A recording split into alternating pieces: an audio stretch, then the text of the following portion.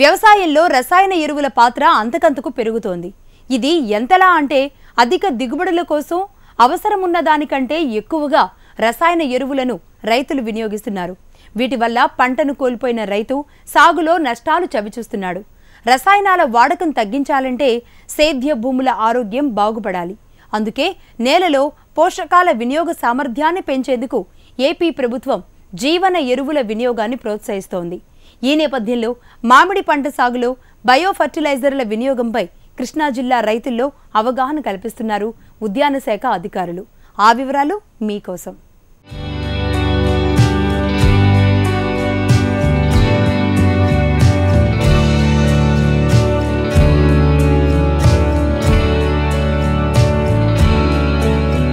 ఆధునిక వ్యవసాయంలో హైబ్రిడ్ వంగడాలు, రసాయన ఎరువులు, పురుగుమందుల సమ్మేళనంతో అధిక ఉత్పత్తులు సాధ్యమవుతున్నాయి.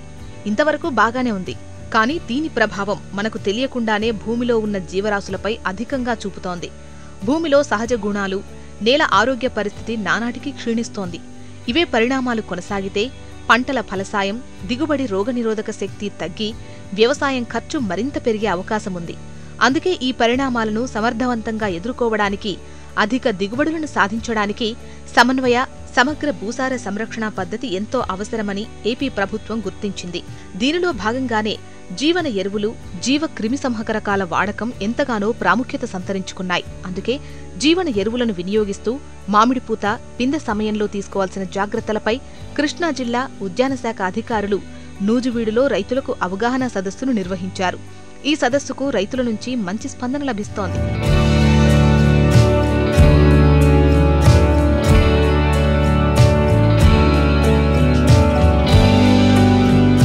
నూజివీడు ఉద్యాన సహాయ సంచాలక పరిధిలో వచ్చేటప్పటికి ఈ సంవత్సరం మేము 500 హెక్టార్లో బయో ఫర్టిలైజర్స్, బయో పెస్టిసైడ్స్ కలిపినటువంటి మందులు 5,000 రూపాయలు పడుతున్నటువంటివి విలువ కలిగినటువంటి మందులు రైతులకు ఉచితంగా మేము సరఫరా చేయడం జరిగింది.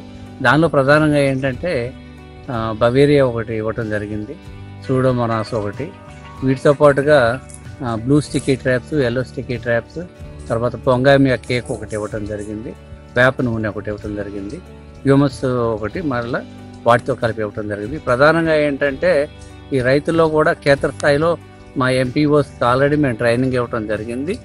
మేము కూడా ఏంటంటే మా ఉద్యానాధికారుల సమక్షంలో వాళ్ళకి అవగాహన కలిగించి వాళ్ళతో పాటు మేము కూడా బృందాలుగా వెళ్ళిపోయేసేసి దీన్ని వాడటం వల్ల ఉపయోగాలు, ఏ రకంగా వాడితే ఎంత ఉపయోగం ఉంటుంది అనేటువంటిది కూడా రైతుల్లో కూడా అవగాహన కలిగించి వాళ్ళు వాడేటువంటి మందుల దగ్గర కూడా దగ్గరుండి క్షేత్రస్థాయిలో కూడా పరిశీలించడం జరుగుతూ ఉంది. నూజివీడు సబ్ డివిజన్ మామిడి సాగుకు ప్రసిద్ధి. అందుకే ఉద్యానవన శాఖ 500 హెక్టార్లలో జీవన ఎరువులను, జీవన శిలీంధ్రాల కిట్లను రైతులకు ఉచితంగా సరఫరా చేసింది. ఆగిరిపల్లి మండలంలో 700 హెక్టార్లలో కిట్స్ అందించారు. పూర్తిగా 100% రాయితీపై రాష్ట్ర ప్రభుత్వం ఎరువులను అందించింది. ఒక్క కిట్ బయట కొనాలంటే రైతుకు 500 రూపాయల ఖర్చవుతుంది. అలాంటిది ఉచితంగా అందిస్తుండటంతో రైతులు ఆనందాన్ని వ్యక్తం చేస్తున్నారు.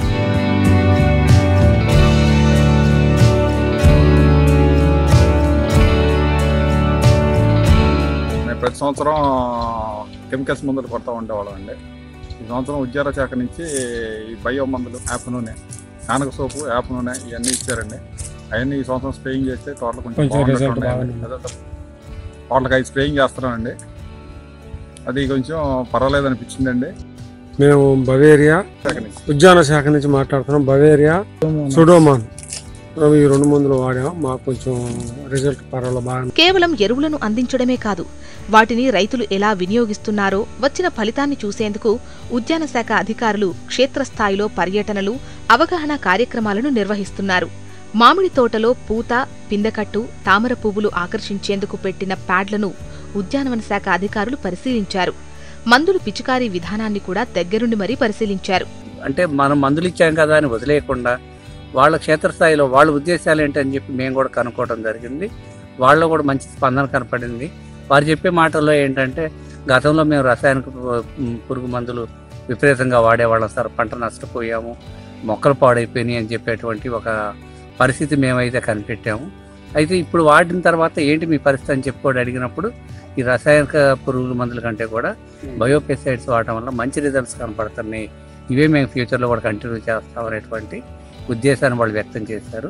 డిపార్ట్మెంట్ పరంగా కూడా ఈ సంవత్సరం ఇచ్చినటువంటి 500 హెక్టార్లో ఇచ్చినటువంటి దీన్ని వచ్చే సంవత్సరం ఒక 2000 కానీ 3000 హెక్టార్లో కానీ మా పరిధిలో ఇచ్చి ఎక్కువ మంది రైతులకి బయోపెస్టిసైడ్స్ యూసేజ్ ఏంటి అనేటువంటిది ఎక్కువ మోతాదులో రైతులు మామిడి తోటలో ఉన్నటువంటి రైతులందరికీ కూడా అవగాహన కలిగించాలనేటువంటి ఉద్దేశంతో లక్ష్యాన్ని ఇప్పటి నుంచే వచ్చే సంవత్సరానికి తయారు చేసుకుంటున్నారు.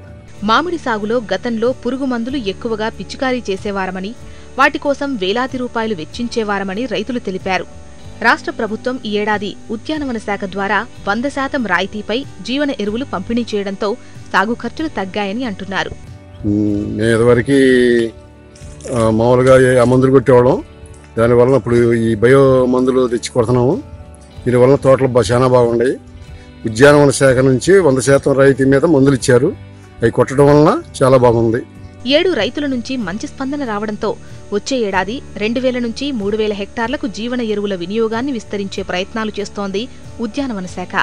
రైతులు సాగు ఖర్చులను తగ్గించుకొని అధిక దిగుబడులు సాధించడమే తమ లక్ష్యము అంటోంది.